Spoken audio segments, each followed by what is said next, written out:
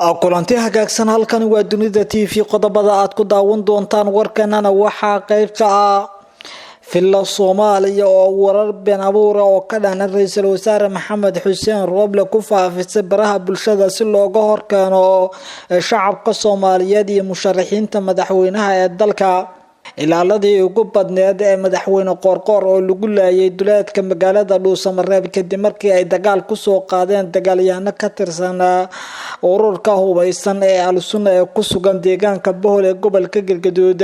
golaha ammaanka qaramada Midoobay oo warbixin xasaasi ah ka soo saaray weeraradii ka kala dhacay garoonka diyaaradaha aadan cadde iyo magaalada Beledweyne ee digniin u diray siyaasiyiinta Soomaaliyeed culumadiinka Soomaaliyeedna waxa ay ku baaqeen kacdoon ka dhana ururka Al-Shabaab iyo cid walba oo dhibaato ku ah nabadgelyada Soomaaliya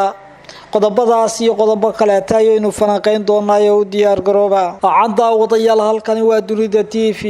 hadii ay tahay markii ugu horeysay aad soo booqato hamogaan inaad subscribe saarato YouTube-kan kuna soo biirto asxaabta ku xiran Villa Soomaaliya ayaa lacag been abuur ah waxa ay ku bixisay sida iskaga horkeeni lahayd shacabka Soomaaliyeed siyaasiyiinta mucaaradka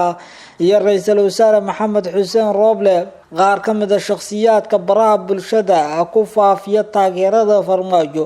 ayaa markii ugu horeysay soo dhigay in ra'iisul wasaare Maxamed Xuseen Rooble uu yahay musharax madaxweyne oo uu sharaxayo dhawaan Villa Soomaaliya ayaa la sheegay in arrintan ay dadaal xooggan iyo lacago fara badan ku bixisay si meesha looga saaro kalsoonida ay qabaan shacabka Soomaaliyeed iyo siyaasiyiinta taas oo aan Rooble uusan isku sharaxi doonin kursiga madaxweynaha Soomaaliya ujeedka kale ee Villa Soomaaliya ay lacagta faraha badan ugu bixisay warbixinada la soo abaabulay waxa lagu sheegay inay qayb ka tahay iyadoo indhaha bulshada laga jeedinayo dilkii iyo qaarajintii xildhibaanad Aamina Maxamed Cabdi oo ka mid ah siyaasiyiinta sida weyn u dhaleela farmaajo iyo Fahad Yaasiin على شيء إن لعجها السيء دتك براه بلشة مدحوين فرماجة كأمانة كواس أو سود الجرا وصور جيسي لوجد يدرك بلشة ماشان اللوجا صاروا هذا لا انتهت كوين يكرر لا تدلك يقارجين تلقوسمي حل بعند آمنة ورد اللجو قاضي مجالة مقدشو يقصاري حجراء كذا شقر حياد مجالة بلد وينه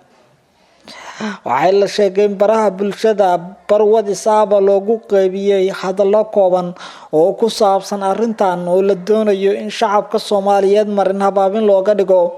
wax iska caadi ah sida lagu bartay 5 sano madaxweyne Farmaajo iyo xisbigiisa nabad iyo nolol inay qaadaan tilaabo walba oo ay iskaga dabi karaan cadaadis markaasi taagan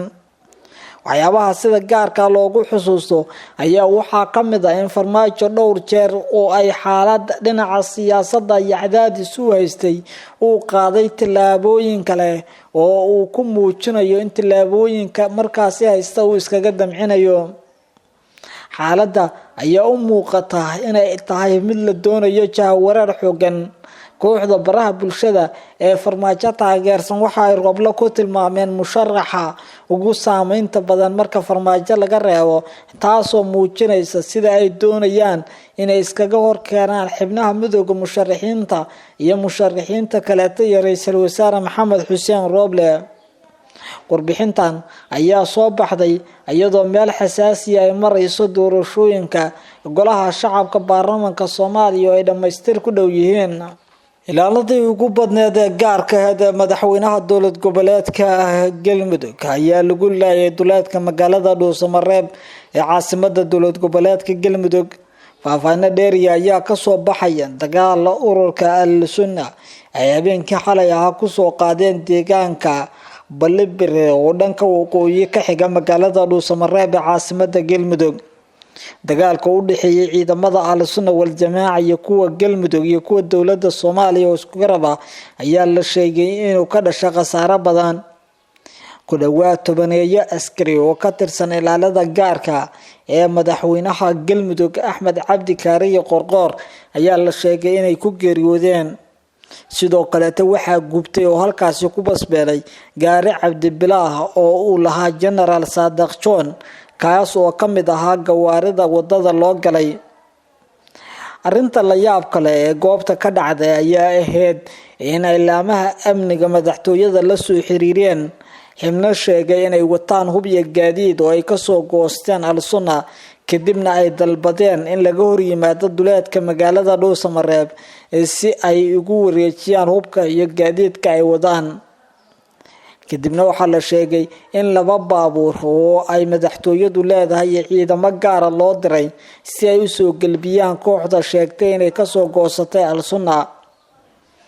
balse markii ay marayaan duleedka magaalada ayaa wadada loo galay, waxaana la sheegay in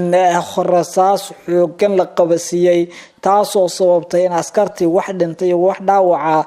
ay noqdaan, halka mid ka mid ah gawaaridiina la gubay.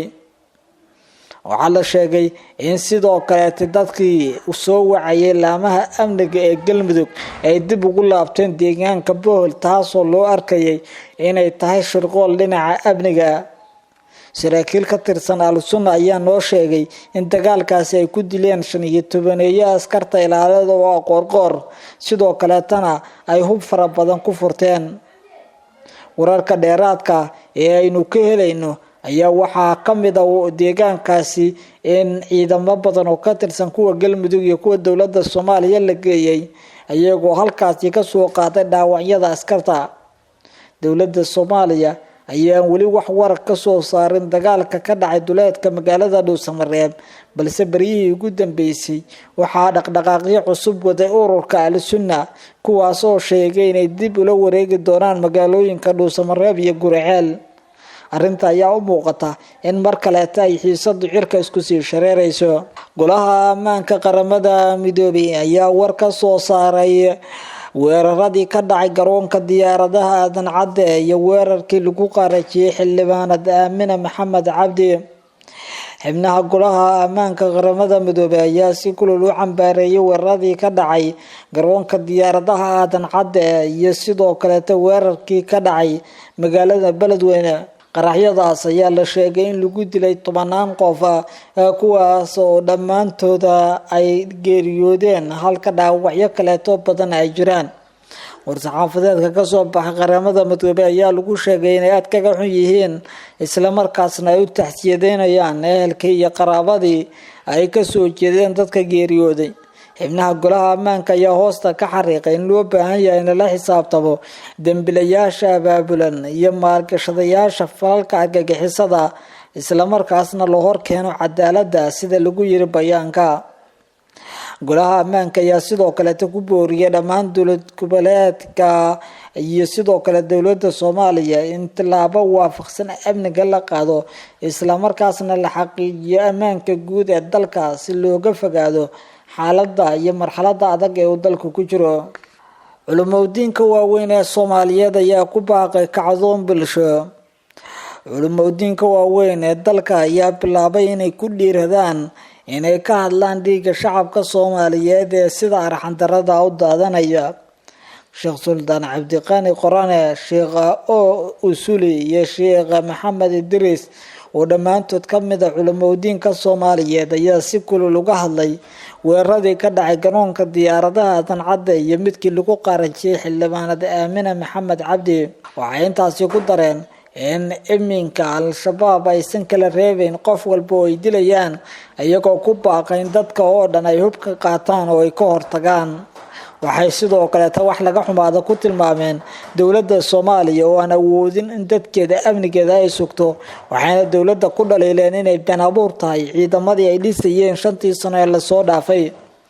culimadu waxay is weydiiyeen waxa dalkan laga qabtay 5 sano ee la soo dhaafay haddii aysan jirin ciidamo xaqiijin kara